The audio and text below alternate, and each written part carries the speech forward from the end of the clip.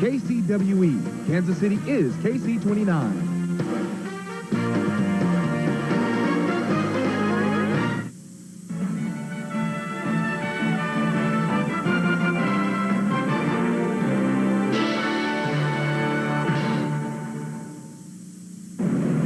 Good morning. Welcome to the Bloomberg Morning Show. I'm Paige Hopkins. And I'm Jeff Weiser. Coming up this half hour, lots of pink slips today as a big chip maker and a major electronics company cut their workforces.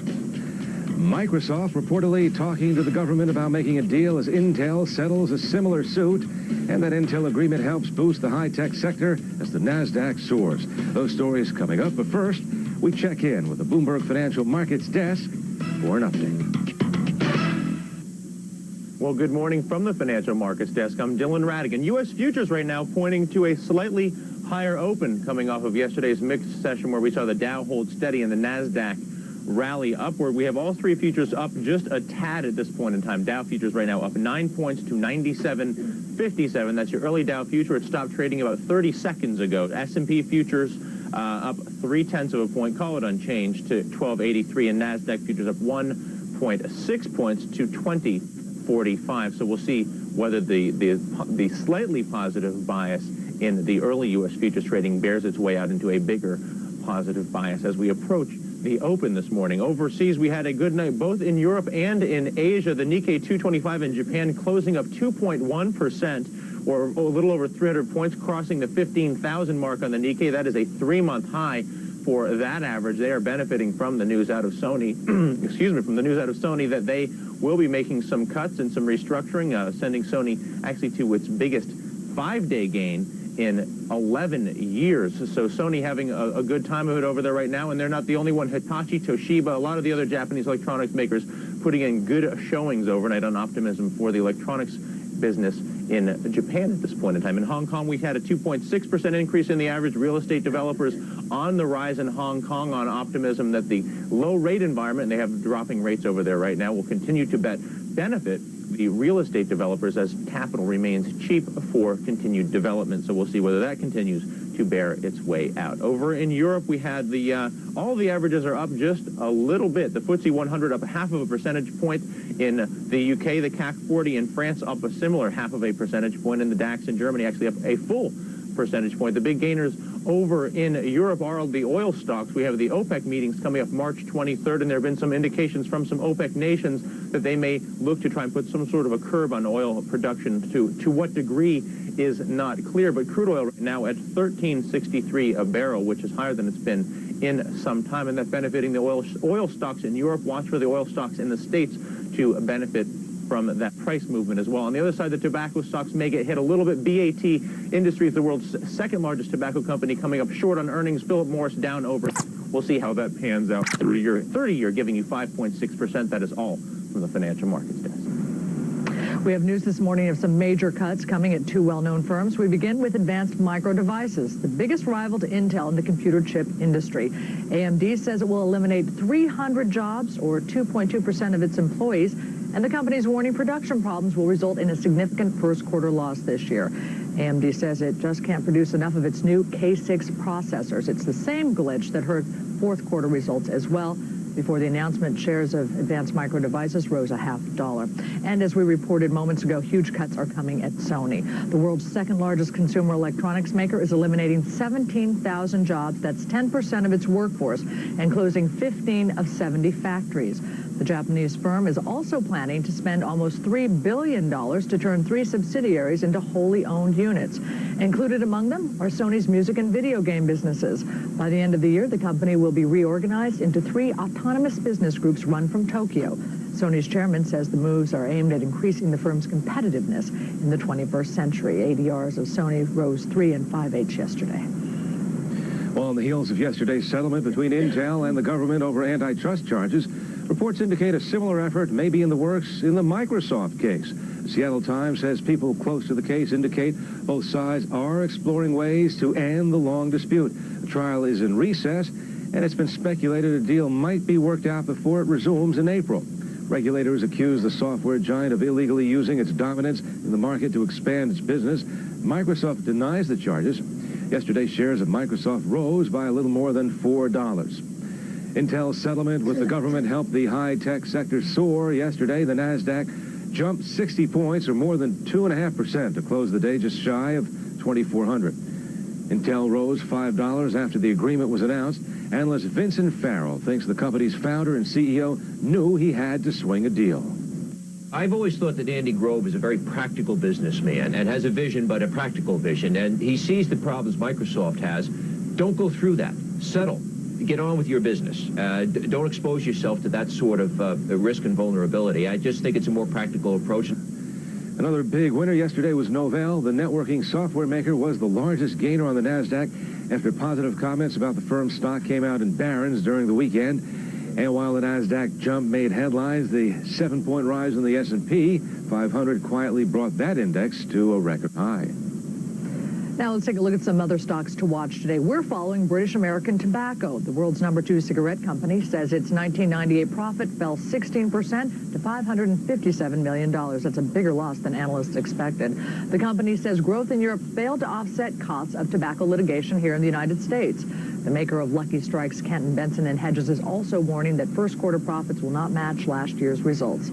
Keep an eye on Borders Group. The country's #2 bookseller says fiscal fourth quarter net income rose nearly 10% to $1.06 a share. That's a penny above expectations. The company credits strong sales at its superstores. We're also following another bookseller this morning. The Wall Street Journal is reporting that Amazon.com is filing a countersuit against Walmart. The paper says the suit is in response to Walmart's claim the online retailer is improperly recruiting employees to gain trade secrets. And still ahead on the Bloomberg Morning Show, Dylan Radigan joins us to take us inside the market as it approaches a major milestone. Plus, we'll talk about the politics behind the Dow's march towards the 10,000 plateau. Bloomberg Television is brought to you by Nortel Networks. Internet call centers are just one way Nortel Networks helps your business keep up with your customers and vice versa. Nortel Networks, how the world shares ideas. Come on, Mom. Are we going to shop all day? Larry's waiting for me. Come on, what size is this thing anyway? Mom. 10. I wonder if they got this in a 10. Isn't this nice? Clothing Company, this is Denise. How can I With innovations like our direct online call button, internet call centers from Nortel Networks help you keep up with your customers. Mom, are you seeing this? Come on, Danny. Are we going to shop all day? And vice versa. Nortel Networks, how the world shares ideas. Businesses trust us to deliver more packages than ever in 2 to 3 days. Priority Mail.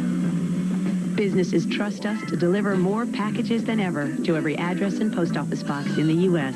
Priority Mail. Businesses trust us to deliver more packages than ever for a very low price. Just $3.20. Priority Mail. So, what's your priority?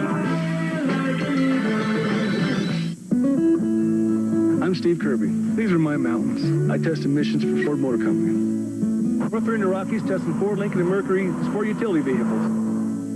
We're really concerned about the environment. Every SUV we sell this year is going to be low emissions. These vehicles average 35% less smog-forming emissions than the government requires. 35%. That's really amazing. The government doesn't make us do this.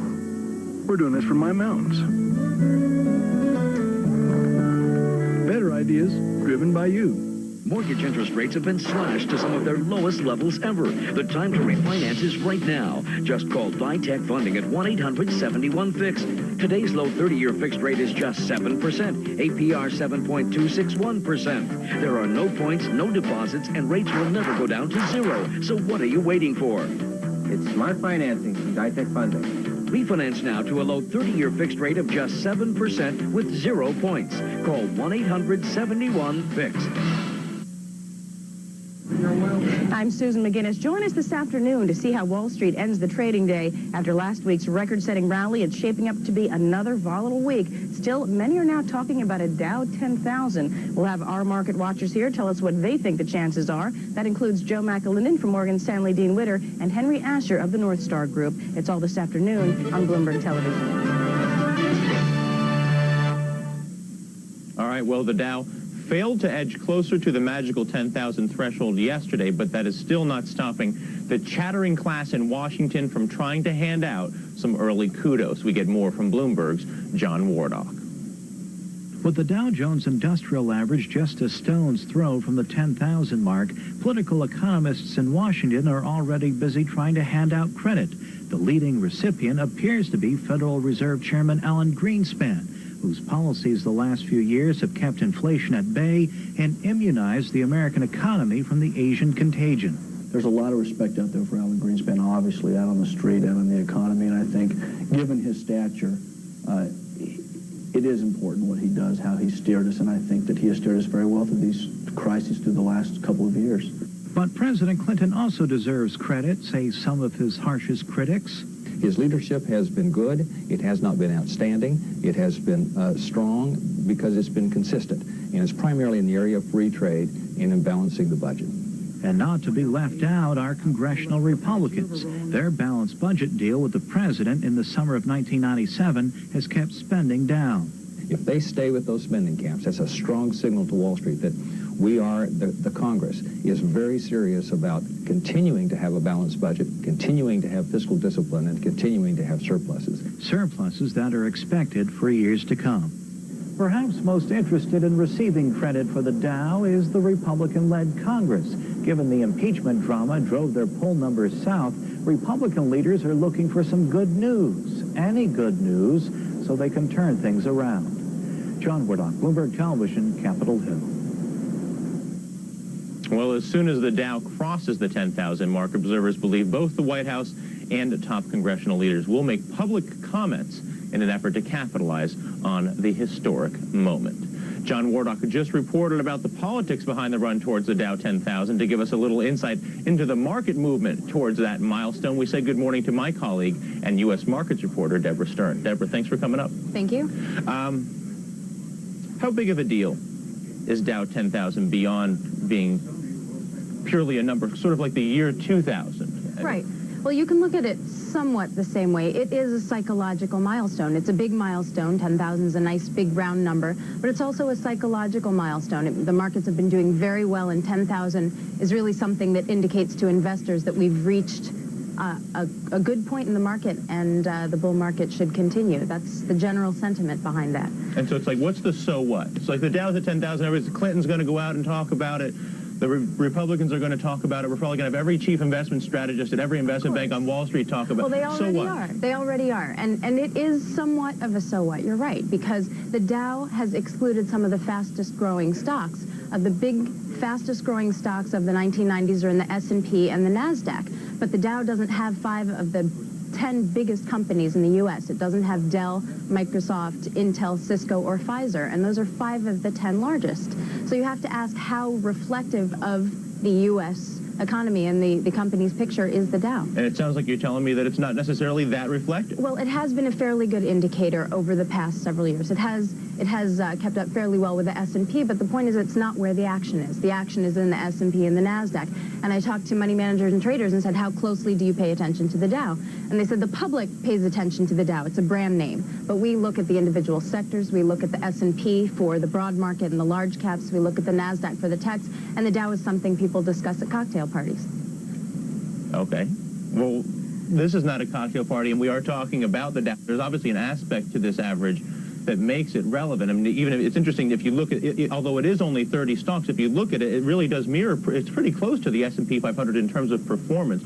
What is it about those 30 stocks, do you think, that make it so that it can reflect the 500 in the S&P? Well, in the interest of full disclosure, I should say here, Bloomberg competes with Dow Jones in providing financial news and information. That said, the Dow does contain 30 big major companies that are major factors in their industries in America. They reflect America, and they're chosen for that purpose.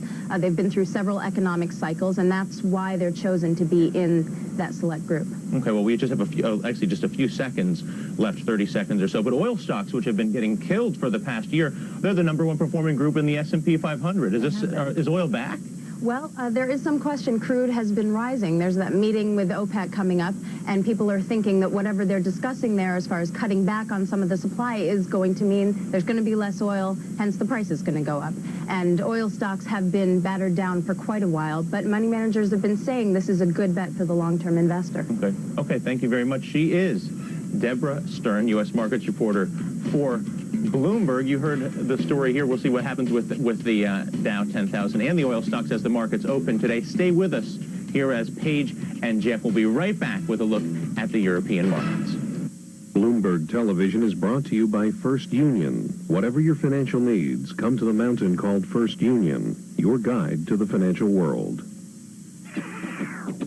I'm telling my clients to get into long-term treasuries and corporate bonds.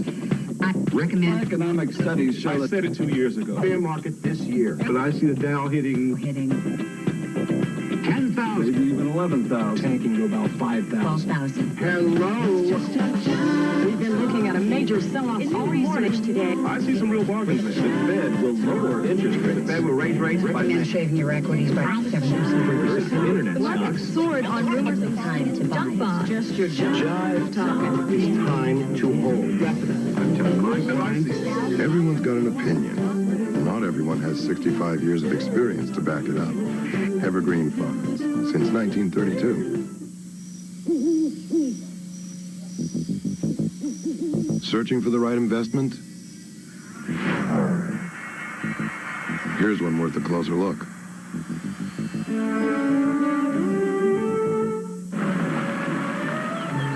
Is there a problem? Well, it's the road up there. It's wet, slippery, sharp curves. Never know what's going to pop up in front of you. Go ahead. Well, what about him? Yeah, he's got StabiliTrack. Seville STS with StabiliTrack, the world's most advanced integrated stability control system. It's what's next. Gonna let me go? Sorry, I was lost in the moment. Seville STS, it's what's next. What will happen in Cuba after Castro? What will replace television? Is an arthritis cure around the corner? One thing's for sure, opportunities abound. And every day we send a search party of 35,000 to find them. Care to join us? Let's get to work. Solomon Smith Barney. Okay, time to check in with the Bloomberg London Bureau where Jeremy Naylor is standing by. Jeremy, it looks like SmithKline is ready to make a run at a part of the market dominated by Warner Lambert. You have details on that? Yeah, Jeff. SmithKline Beecham and Takeda Chemical of Japan are expected to ask a U.S. Food and Drug Administration advisory panel to recommend approval of their diabetes drugs, posing a challenge to Warner Lambert. The FDA advisory panel is already meeting on March 26th to review the safety of Warner Lambert's Resilin since it reached the markets in early 1997. Since then, of course, while winning quick acceptance from doctors, the drug has been linked to liver damage and more than 30 deaths. When SmithKline, Europe's third biggest drug maker, and Japan's Takeda go before the FDA panel on April 22nd and 23rd, investors will be scrutinizing evidence that their drugs may be safer than Resilin. If they can make that claim, SmithKline's Avandia and Takeda's Actos would have an edge in the $2.5 billion diabetes drug market. Okay, Jeremy, and what U.S. stocks are you keeping an eye on today? Well, the top news coming through at the moment, certainly here in the European markets, involves one of the companies that trades ADRs on Wall Street. That's British American Tobacco, or BAT Industries, as it was. And that's trading down here in London. It's a London-based company, but of course it's the world's second largest tobacco business. We've had some poor results in today, and also a profit warning. Now, this has spilled over into other markets, or should I say the rest of the sector. Philip Morris is trading down here in the European session at the moment as a reaction to the earnings coming through there from British American Tobacco. Elsewhere, Intel yesterday, of course, leading a rally on the NASDAQ Combined Composite Index after settling an antitrust lawsuit. Is stronger here in the European markets, following on from that big gain yesterday on the NASDAQ for Intel. Jeff. Okay, thank you very much, Jeremy Naylor, live in London. Well, a company that runs several popular restaurant chains tops our list of hot stocks this morning. Here's what some Wall Street experts are recommending.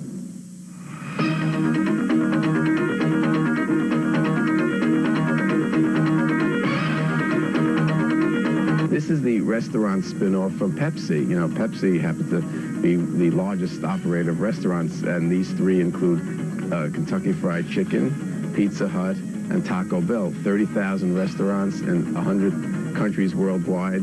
They're going to earn $280 this year, $310 next year.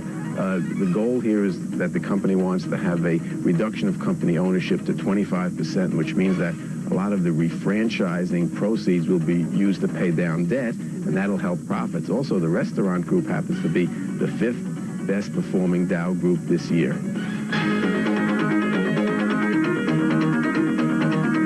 I think that the connection of the internet and global connection, connecting internationally, is really something that is futuristic. And Sprint has fiber optics, and they're a company in that industry. I think AT&T, Sprint, and WorldCom, all three of them are good plays. But AT&T, I think, is in a bottoming phase, needs a little more time, and then I would buy that one. WorldCom's run up a lot. So Sprint's good right here. It's held up very well in the recent correction. The medical information companies have gotten slaughtered the last few days and actually have not had a good several months, basically because a few of the companies have reported disappointing earnings.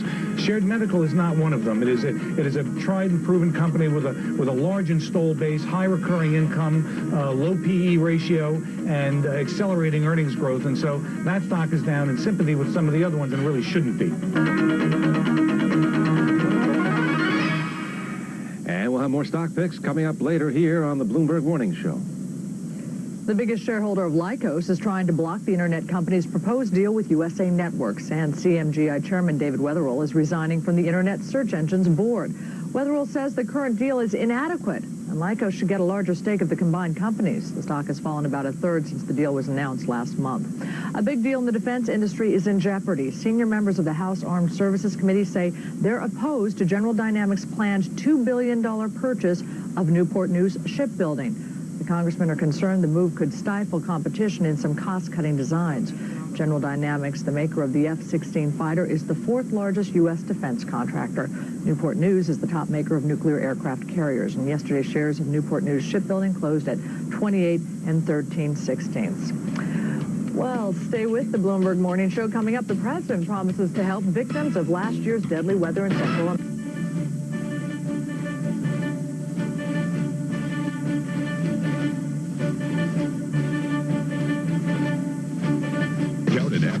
In the life of a young legend. Nice catch. Young Hercules. I am hot to death. Keep up with the action as young Herc battles everything from mythological monsters to big hairy goons. Is this the punk?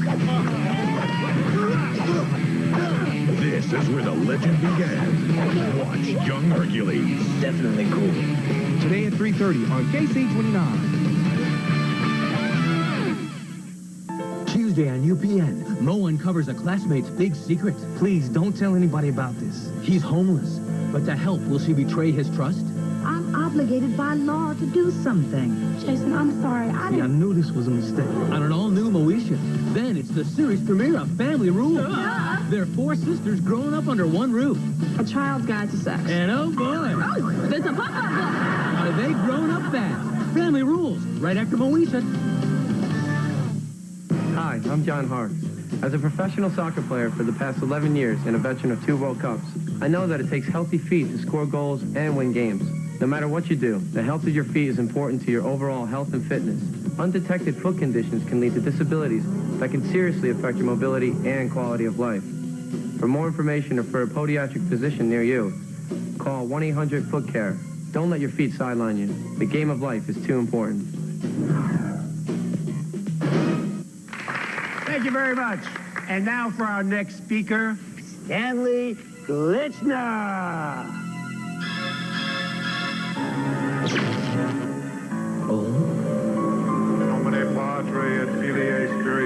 Speaking in public doesn't have to be a death sentence. At Toastmasters, we can help you overcome your fears.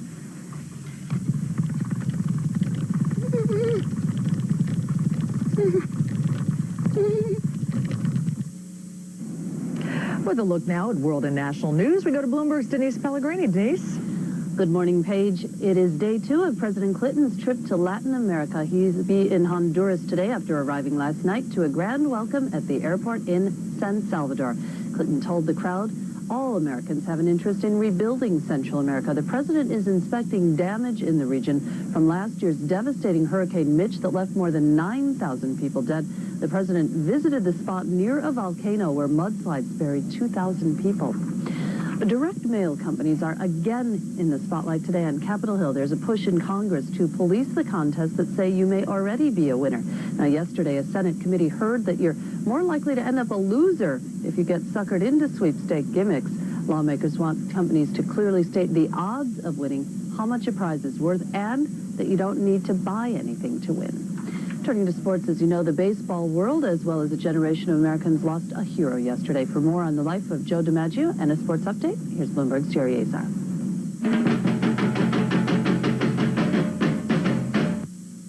Tributes and remembrances continue to pour in, commemorating the life of baseball legend Joe DiMaggio, who passed away on Monday at the age of 84. Now, how great was he? Being a superstar is one thing, but look at all the nicknames. Along with being Joe DiMaggio, he was Joe D, Joltin' Joe, and of course the Yankee Clipper. A current Yankee, Paul O'Neill, aware of the DiMaggio legacy. He was,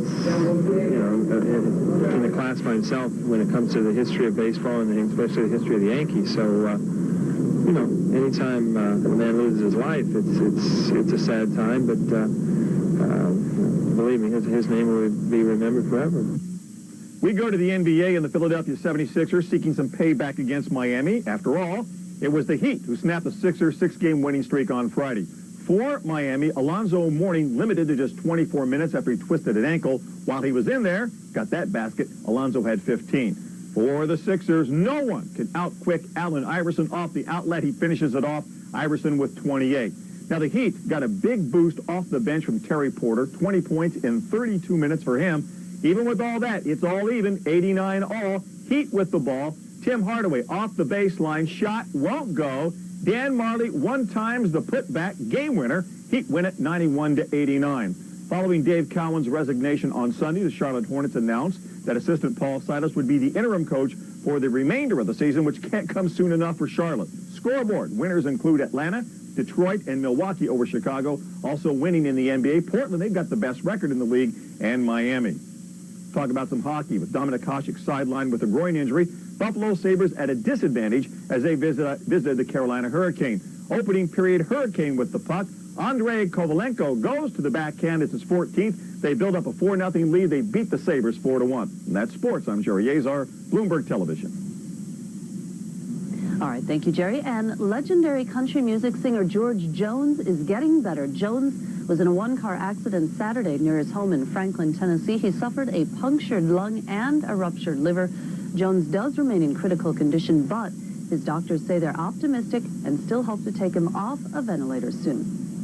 And that's it from here. You're up to date. Jeff, Paige, back over to you. Okay, Denise, thank you. Don't forget, if you're watching us on the USA Network, remember, we're here from 5 a.m. to 8 a.m., but during the trading day, you can catch us on other channels.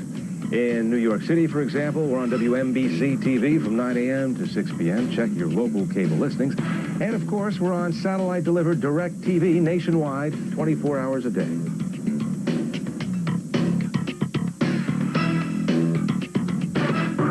She is one of America's toughest drug enforcement agents. Last year, she helped convict 90 drug dealers, seize several tons of crack and marijuana, and close down 10 major drug operations.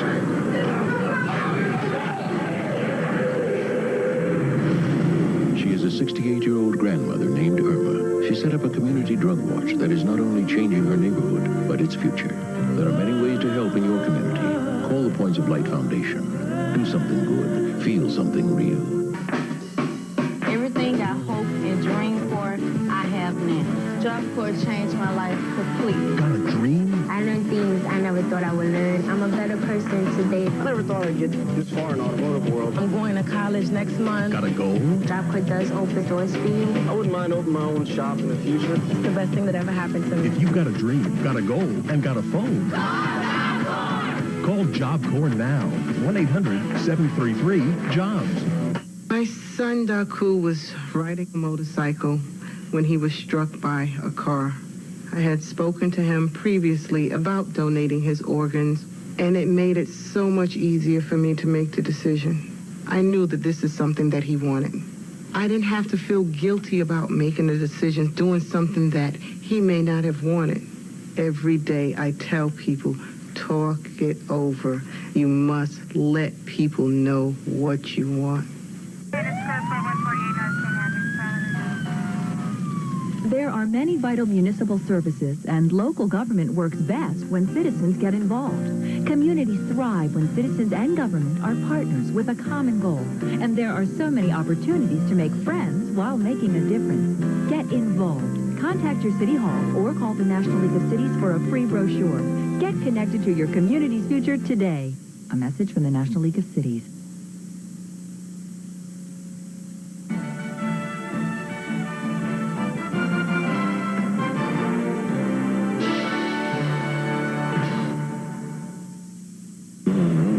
Good morning and welcome back to the Bloomberg Morning Show. I'm Paige Hopkins. And I'm Jeff Weiser. Coming up this half hour, a big chip maker and a consumer electronics giant announced major layoffs.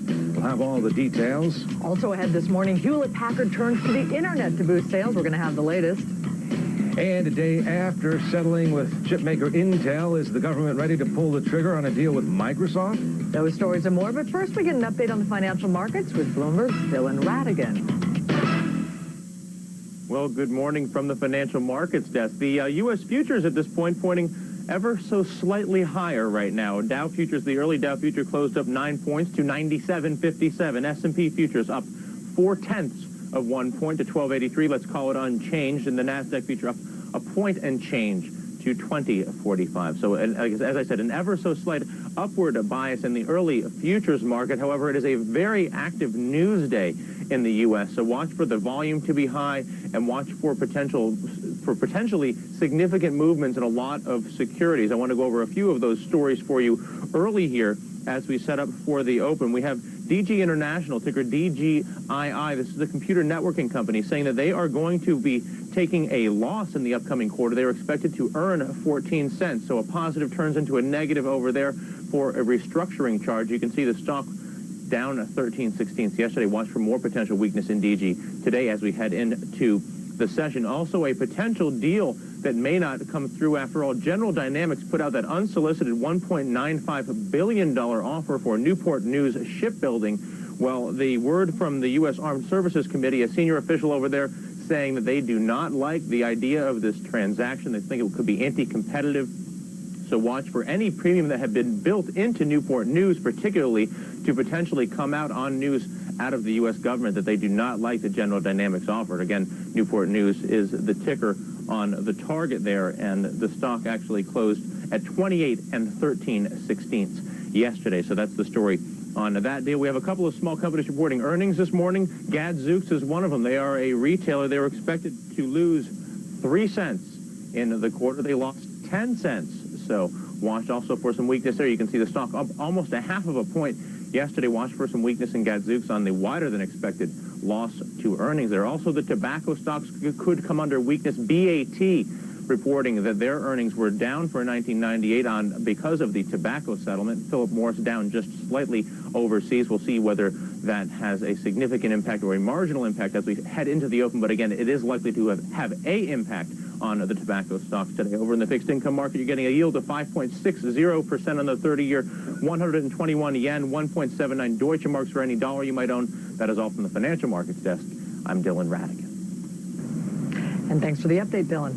Okay, we begin with a profit warning from a big computer chip maker. Advanced Micro Devices is not only talking about reporting a first quarter loss, it's also cutting hundreds of jobs. Bloomberg's Gray Bassnight reports on AMD's after the bell news. 300 employees, or a little more than 2% of the workers at Advanced Micro Devices, will lose their jobs, and the company will report a first quarter loss. Problems at AMD are blamed on a costly production glitch. The biggest rival to Intel says it's because it hasn't been able to make enough of its new K6 microprocessors to meet demands. A design flaw hurt fourth quarter production, and that problem persisted in the first 8 weeks of this quarter. It'll ship no more than 5 million of its new K6 chips in the first quarter, and that's less than the 5.5 million it was planning to ship. But the company says production of its new K7 chip is on schedule for introduction in June. Chris Cheney of A.G. Edwards says they seem to be having real problems. If AMD could produce enough chips, they could sell them. Before the warning, analysts were already forecasting a loss of 9 cents a share. Last month, the company said it might lose money after being forced to cut prices to keep on competing with Intel. Now it says the job cuts are part of a restructuring aimed at sharpening its focus on microprocessors. Gray Bass Night, Bloomberg Television. Ahead of the news, shares of AMD climbed a half to 18 15/16. Paige. The world's second largest consumer electronics maker is also handing out pink slips. Sony is eliminating 17,000 jobs. That's 10% of its workforce, and they plan to close 15 of 70 factories. The Japanese firm is also planning to spend almost $3 billion to turn 3 subsidiaries into wholly owned units. Included among them are Sony's music and video game businesses. The company's chairman says the reorganization is aimed at increasing the company's competitiveness into the 21st century. ADRs of Sony rose 3 5/8 yesterday.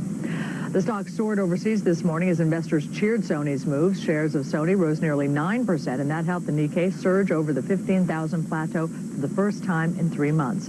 The Sony rise accounted for more than a quarter of the index's gains today. Now let's take a look at some stocks to watch today on Wall Street. We're following Gadzooks. The retailer of clothing for teenagers says it lost 10 cents a share in the fourth quarter. That's wider than the average loss estimate of 3 cents by analysts polled by First Call.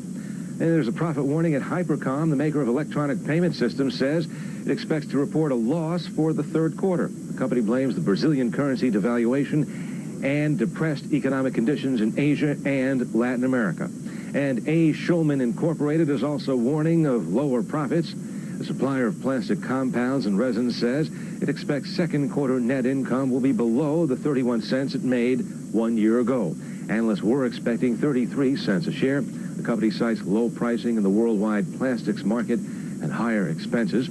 And keep an eye on O'Sullivan Industries Holdings. The maker of ready-to-assemble furniture says it expects third quarter net income to exceed 40 cents a share. Analysts were only expecting 31 cents.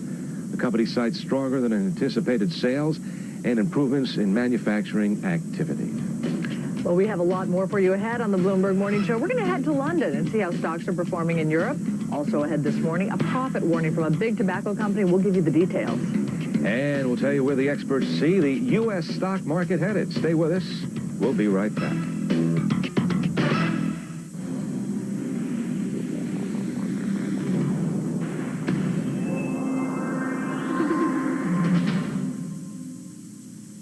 Oliver Single is a financier, a magician, and a Judas. His job was to follow in his father's footsteps, but he has to find him first. Read Single and Single, the new novel from best-selling author John le Carré. I'm Steve Kirby. These are my mountains. I test emissions for Ford Motor Company. We're up here in the Rockies testing Ford, Lincoln, and Mercury sport utility vehicles. We're really concerned about the environment. Every SUV we sell this year is going to be low emissions. These vehicles average 35% less smog-forming emissions than the government requires. 35%. That's really amazing. The government doesn't make us do this. We're doing this for my mountains. Better ideas driven by you. Genius? Yeah, right, if they only knew. Chaos. So many stores, so fast. Stores aren't connected. Nobody's connected. Inventory's a mess. My suppliers are totally in the dark. Help. The AT&T people said that they'd get everyone connected in real time. That'll fix it. Maybe going public isn't so crazy. Everyone and everything working together in a whole new way. Businesses trust us to deliver more packages than ever in 2 to 3 days. Priority Mail. Businesses trust us to deliver more packages than ever to every address and post office box in the U.S. Priority Mail. Businesses trust us to deliver more packages than ever for a very low price. Just $3.20. Priority Mail. So, what's your priority? Oliver Single is a financier, a magician, and a Judas. His job was to follow in his father's footsteps, but he has to find him first. Read Single and Single, the new novel from best-selling author John le Carré. I'm Susan McGinnis. Join us this afternoon to see how Wall Street ends the trading day. After last week's record-setting rally, it's shaping up to be another volatile week. Still, many are now talking about a Dow 10,000. We'll have our market watchers here tell us what they think the chances are. That includes Joe McAlinden from Morgan Stanley, Dean Witter, and Henry Asher of the North Star Group. It's all this afternoon on Bloomberg Television. Welcome back to the Bloomberg Morning Show. I'm Paige Hopkins. A day after the Dow hit an all-time high, the S&P 500 surged to a record yesterday, and the NASDAQ soared to its biggest gain in a month. So are you in for more gains or a pullback? We get market analysis in this morning's Bloomberg Forum. I'm Susanna Palmer, and my guest is Peter Green, Director of Technical Research at Gruntel & Company. Thanks so much for joining us. My pleasure. You are neutrally positive for the near term, slightly bullish for the long term. Explain that. Well, we're getting mixed readings. On one hand, yesterday saw 300 net declining issues when the NASDAQ composite was up 60 points, the S&P 500 up 5 points, the Dow off marginally.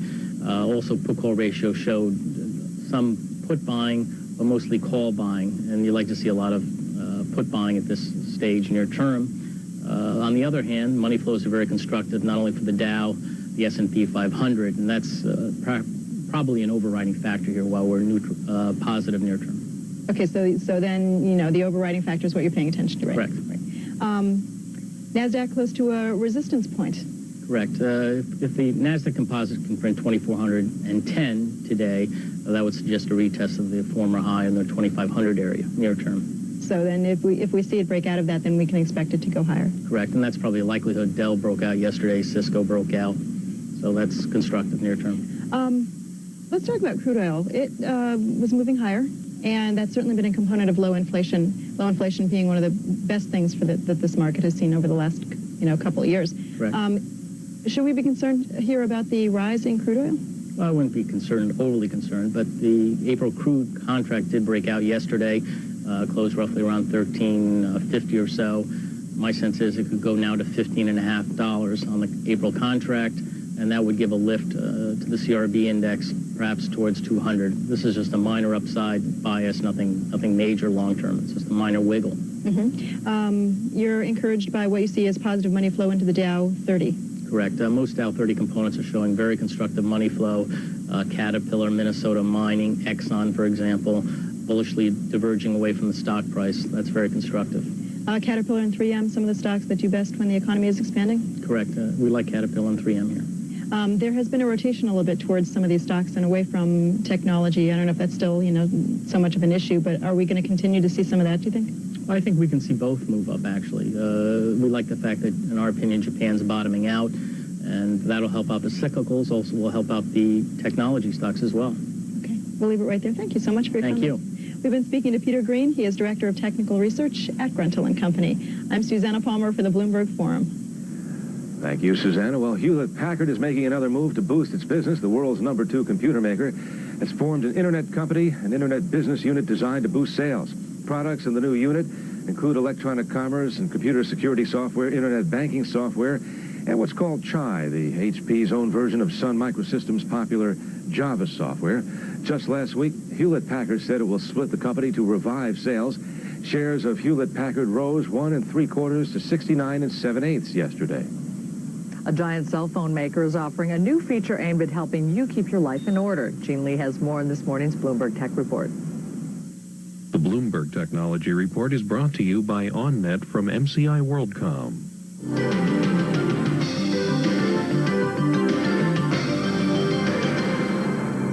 Motorola is helping its wireless phone customers get organized. The maker of the popular StarTAC cell phone introduced a new mobile organizer to go along with it. The new accessory clips onto the back of the phone and includes multiple new functions, including calendar, Rolodex, and one-touch dialing. Using TrueSync technology from Starfish, the mobile organizer can synchronize to your PC for easy downloading of information. The new Motorola mobile organizer will be available starting April 1st and will cost around $250. Dr. Cyberspace has been making quite a few house calls. A new Harris poll found 60 million people have searched the internet for healthcare information in the last 12 months. 90% of those surveyed said they found the health information they went looking for. Searching for MP3s? Audiofind.com is a new website that features tons of reliable free MP3 downloads. And they are neatly sorted by artist, song, title, genre, even popularity. And there is a new way to buy airline tickets. SkyAuction.com is a brand new website that auctions off round-trip flights. Each auction features tickets that are good for use at any time in the next few months. Ticket auctions run for 1 week with the highest bidder's name and bid displayed. Users can bid on one ticket or a pair. For more information, fly over to SkyAuction.com. That's today's Tech Report. I'm Jean Lee. Thanks a lot, Jean. Well, you are watching Bloomberg Television. We have a lot more for you. We're going to go live to London for an update on the European market. Plus, we'll have the latest on a possible deal between Microsoft and the U.S. Justice Department. So stay tuned for that and much more. Bloomberg Television is brought to you by OnNet from MCI WorldCom, your one connection to the world. This is an extraordinary little device, this is. It places your data on a seamless global network, the only global network owned by a single company. Suddenly Paris, London, Brussels, Dusseldorf are 60 milliseconds away. 60 milliseconds? Now, don't you wish you could travel like that? Be careful what you wish for. OnNet from MCI WorldCom.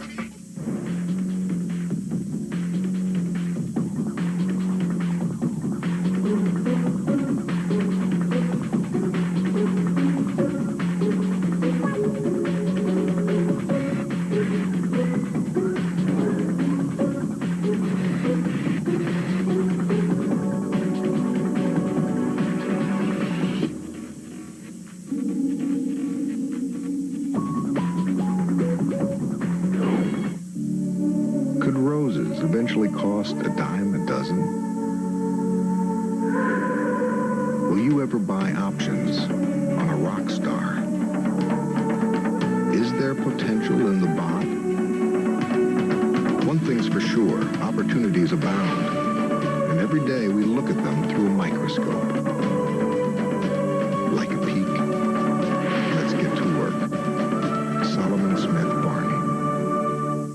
What will it take to build this company? To get ready for prime time on the web. How can we do everything a little faster? Okay, a lot faster.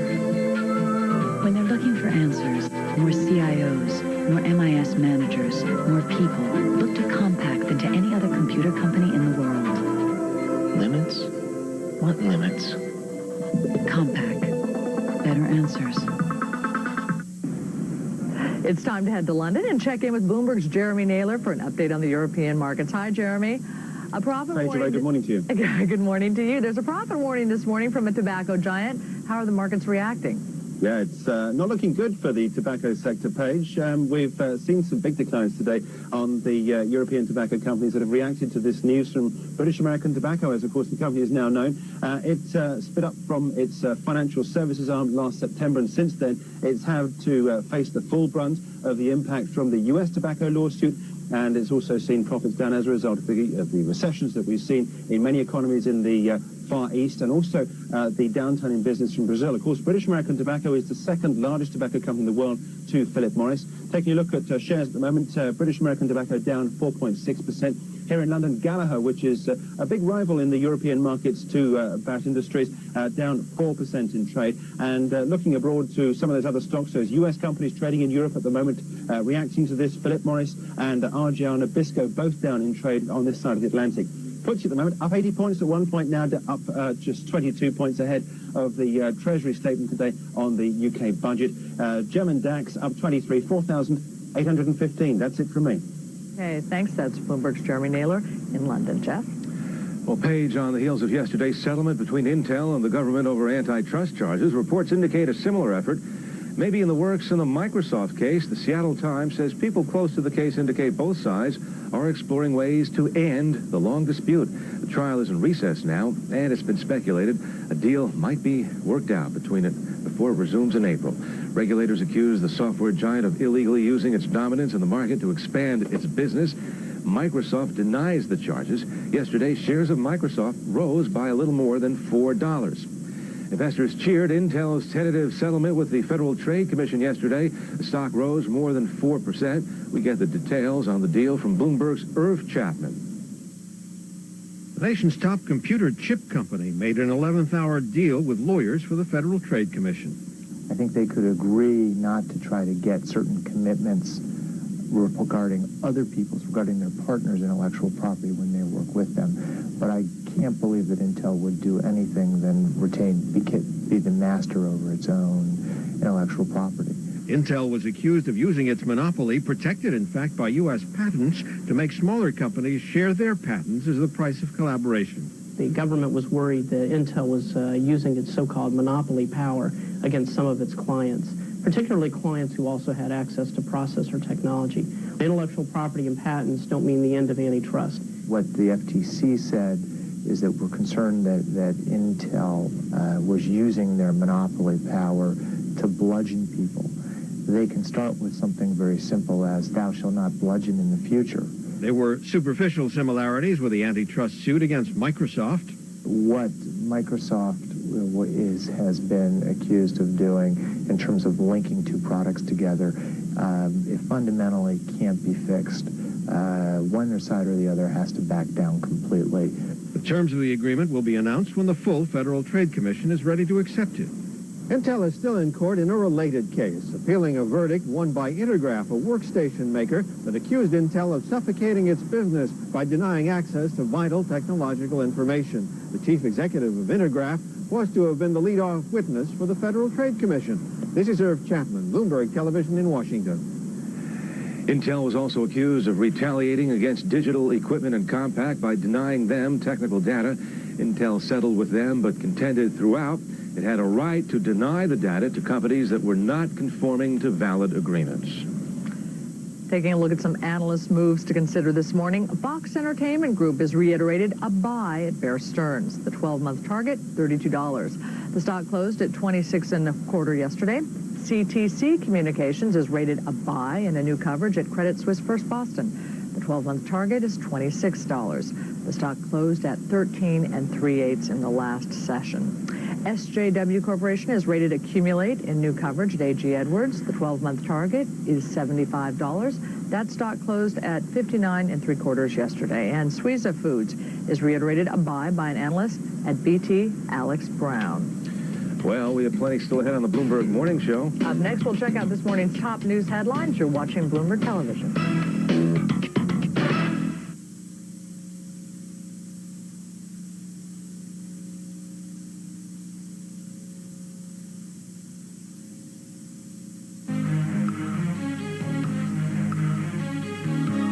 There is a place where the American tradition of partnership and teamwork abounds.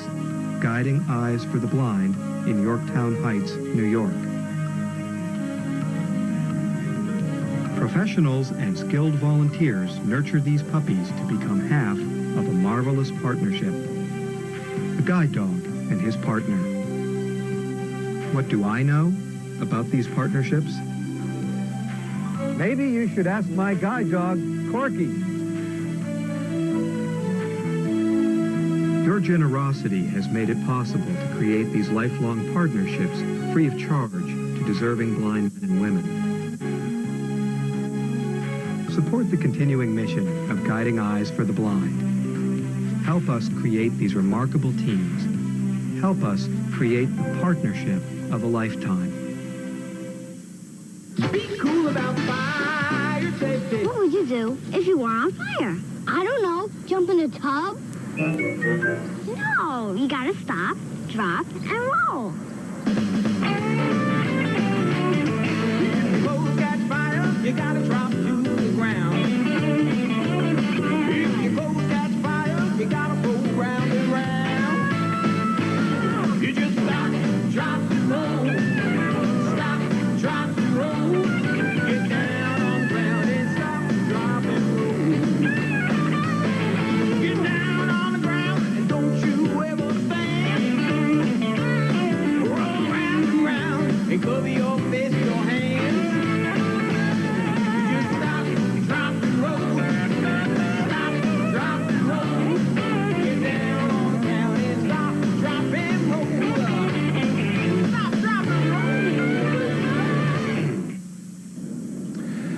to get an update on the latest news and sports headlines. For more, we're joined by Bloomberg's Denise Pellegrini. Denise?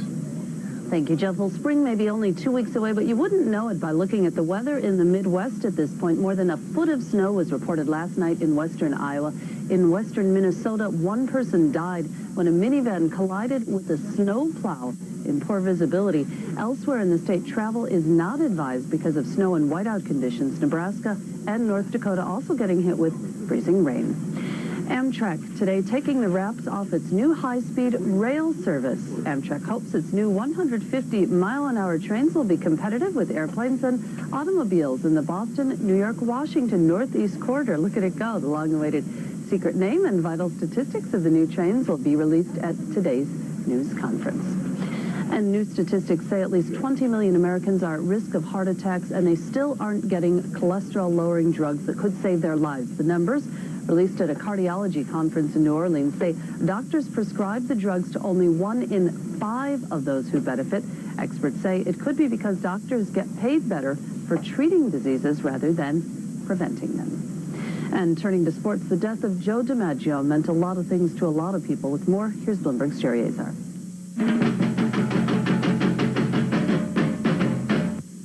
Joe DiMaggio was more than a legend and an American icon. He was a tangible time machine, a bridge to a bygone black and white highlight era of baseball purity. Joe D passed away on Monday after a long illness. He was 84. And even though it seems a bit contradictory to have a Met speak about a Yankee, Tom Seaver puts it right down the middle. And as a guy that played in New York, our condolences to his family, and a thank you. I thank you for all the things that Joe DiMaggio did for New York, for baseball, and for America. He'll always will be loved and dearly missed. In NBA action, after getting Steve Smith and Alan Henderson back, the Atlanta Hawks ready to go to war. They were in Orlando, where the Magic were looking to go 3-0 against the Hawks this season. Nick Anderson continues to lead the way for Orlando from three-point range. It is there. Anderson had 34. For the Hawks, Ty Corbin comes off the bench. He tees it up from 3 and gets it. He had 11 points. Now, we mentioned Steve Smith. He comes up with the rebound, gets it to go. Smith totaled 24 points. Then Mookie Blaylock puts it away with this tray. Hawks over the Magic. Shoot it. All right, thank you. They beat the Magic 114-110. In hockey, the Rangers continue to play good without the great one. I think correct English is play well, but it's early in the morning. Who cares? Without Wayne Gretzky, they are 4-0-1. And with a win against Toronto, they can tie the Bruins for the final playoff spot in the East. First period play is 1-0 Maple Leafs. Derek King comes up with a cannon shot, his 20th, 2-0 Toronto. We go to the final period. It's now 2-1. Peter Nedved for the Rangers gets the equalizer. He scores his 16th. It's 2-2. We go on to overtime. And in OT, 14 seconds to go. It's Nedved again, the game winner. Rangers win it in OT, 3-2. 3 other games played in the NHL. Quickly, we go to the scoreboard. Winners include Florida, Ottawa, and Carolina. We got it in. That's sports. I'm Jerry Azar. All right, thanks, Jerry. And imagine landscaping your backyard and finding buried treasure. Treasure that is at least 11,000 years old. Now, that's exactly what happened to an Oklahoma man. He uncovered the tusks and remains of a woolly mammoth. Denny Ledford is anxious to see just how much mammoth is left under the dirt. Archaeologists say they hope to be able to estimate how old the bones are. They could be anywhere from 11,000 to 100,000 years old. Jeff, you're up to date. Over to you. Okay, maybe we'll see it over at the Museum of Natural History. Okay, stay tuned. More news on Bloomberg. Wonder what it'd be like having dinosaurs as neighbors? But think, what's it like to be lunch? When you hear this, it's time for a Ms. Frizzle field trip. Take chances. What a ride. Take aim. Whoa, and get messy rolls. See highly unusual stuff. We're up Ralphie's nose. Hop on the bus. Weekday mornings at 7 on KC29. I'm Tipper Gore, and I'd like to tell you about a simple way to make an absolutely incredible impact on the life of a child. Campfire Boys and Girls is asking every adult to write and deliver a letter to a child. Imagine the joy a caring letter will bring to a child in your family, your neighborhood, or a nearby homeless shelter. Join us in writing a letter for the Campfire Boys and Girls Absolutely Incredible Kid Day. Mark your calendar for March 18th. Call 888-2-KID-DAY. She's your neighbor, your friend, your co-worker. She's your attorney, your child's teacher, your boss. She's the young mother pushing a stroller, the microbiologist, or college professor. Women who have one thing in common, their commitment to volunteerism. Year after year, these women devote countless hours of work and sacrifice to improve the lives of our neighbors. If the league focuses on something, get out of the way, because it's going to happen. We are the Junior League of Kansas City, Missouri, committed to improving our community. Sad, looking back now, the things you go through in life, scary. The worst thing about being on welfare was at Christmas time. I couldn't get my kids what they really wanted. I had to get a better life for my girls and myself. I got off welfare. I got a good job. Makes me the happiest mother in the world. I live for my girls. We're not asking you to hire everyone on welfare, just one.